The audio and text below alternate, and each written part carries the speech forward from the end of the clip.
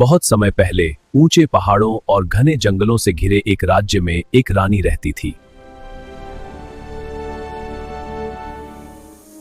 एक सर्दी के दिन जब वह खिड़की के पास बैठकर गिरती हुई बर्फ देख रही थी, उसने मन ही मन इच्छा की, काश मेरी एक बेटी हो जिसकी त्वचा बर्फ जैसी सफेद, होंठ गुलाब जैसे लाल और बाल कोए के पंख जैसे काले हों। कुछ समय बाद उसकी इच्छा पूरी हुई। एक सुंदर बच्ची ने जन्म लिया। उसका नाम रखा गया स्नो वाइट।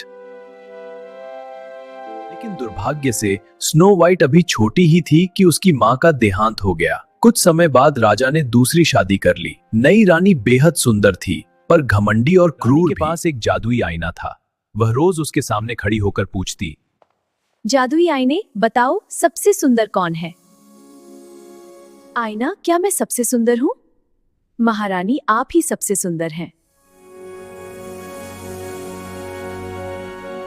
समय बीतता गया और स्नो वाइट बड़ी होती गई।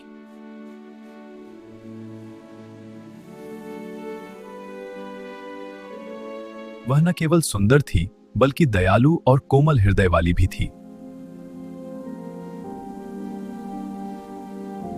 वह महल के सेवकों की मदद करती, पक्षियों को दाना खिलाती और बगीचे में मधुर गीत गाती। रानी के पास एक जादुई आईना था। वह रोज उसके सामने खड़ी होकर पूछती, बताओ सबसे सुंदर कौन है? इस बार आईना बोला, महारानी, आप सुंदर हैं, लेकिन स्नो वाइट आपसे भी अधिक सुंदर है। क्या? ये कैसे संभव है? नहीं। यह सुनते ही रानी का चेहरा गुस्से से लाल हो गया। ईर्ष्या उसके दिल में आग की तरह जलने लगी। स्नो वाइट को जंगल में ले जाकर मार डालो। सबूत के तौर पर उसका दिल लेकर आना। वाह, कितना सुंदर है यह जंगल। हाँ, पर चलते रहो।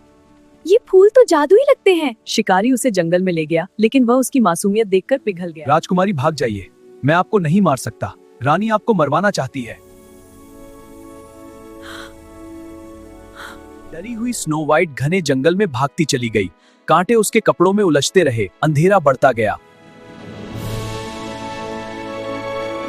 आखिरकार उसे एक छोटी सी झोपड़ी दिखाई दी। वाह, यह कितनी खूबसूरत है।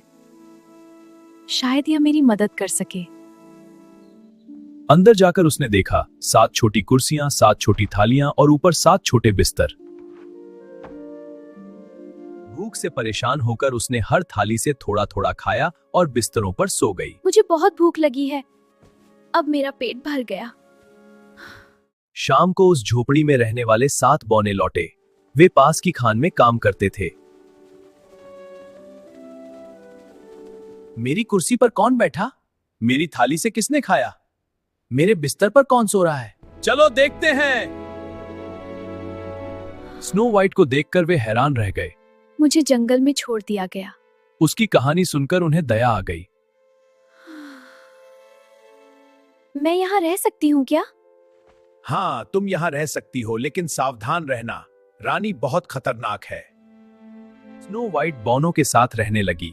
वह घर संभालती और सब मिलकर खुशी से रहते हैं। घर बहुत सुंदर है। हम बहुत खुश हैं। इधर मैं महल भी। में रानी ने फिर आईने से पूछा। आईना बोला, स्नो वाइट जीवित है और वही सबसे सुंदर है। रानी क्रोध से पागल हो गई। उसने काला जादू किया और खुद को एक बूढ़ी औरत का रूप दे दिया। उसने एक चमकदार लाल सेब तैयार किया, आधा जहरीला, आधा सुरक्षित। बेटी, ये मीठा सेब खाओ। नहीं, मुझे डर लगता है। देखो, मैं पहले काटती हूँ। ठीक है, मुझे मुझे विश्वास जहरीला हिस्सा खा चुकी थी। तुरंत वह जमीन पर गिर पड़ी। अब मैं ही सबसे सुंदर हूँ।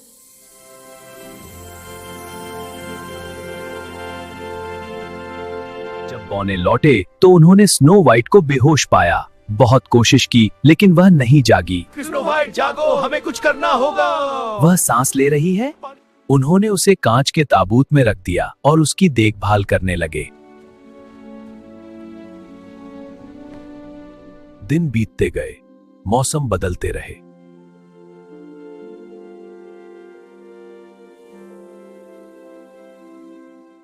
एक दिन एक राजकुमार वहां से गुजरा। उसने कांच के ताबूत में लेटी सुंदर राजकुमारी को देखा। उसने बोनो से पूरी कहानी सुनी।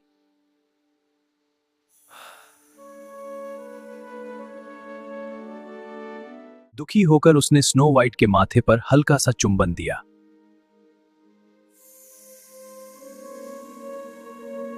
उसी क्षण उसके गले में अटका जहरीला सेब का टुकड़ा बाहर निकल गया। उसने धीरे धीरे आंखें खोल दी। तुम जाग गए? क्या हुआ? एक चमत्कार! सब खुशी से झूम उठे। राजकुमार उसे अपने राज्य ले गया।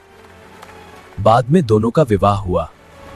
उन्होंने न्याय और दया के साथ राज्य पर शासन किया।